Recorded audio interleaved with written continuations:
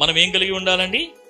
సరి అయిన భక్తిని మనం కలిగి ఉండాలి. 86వ కీర్తన 2వ వచనంలో దావీదు గారు అంటారు, 86వ కీర్తన 2వ వచనంలో, నేను నీ భక్తుడును, నా ప్రాణము కాపాడము, నా దేవ నిన్ను నమ్ముకొని ఉన్నాను,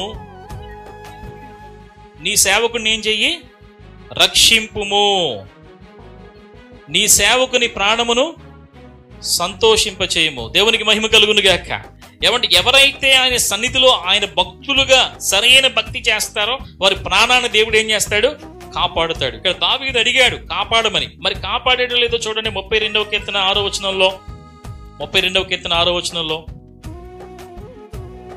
కావున నీ దర్శన కాలమందు భక్తి గలవారందరూ నిన్ను ప్రార్థన చేస్తారు. విస్తార జల ప్రవాహాలు పొరలు వచ్చిన నిశ్చయముగా అవి వారి మీదికి హల్లెలూయా. విస్తారమైన జల ప్రవాహాలు వచ్చిన ఎవరి మీదకి రావంట? వారంటే ఎవరు? నిత్యము ఏం చేసేవారు? ఇక్కడ తమ దేవుణ్ణి సేవించేవారు. హల్లెలూయా. తమ దేవుణ్ణి పూజించేవారు, తమ దేవుణ్ణి ప్రార్థించేవారు ఎవరైతే ఉంటారో ఏమండి, వారి మీదికి విస్తార జల ప్రవాహాలు ఒకవేళ వచ్చినా గానీ అవి వారి మీదకి ఏమవంటండి? రావు.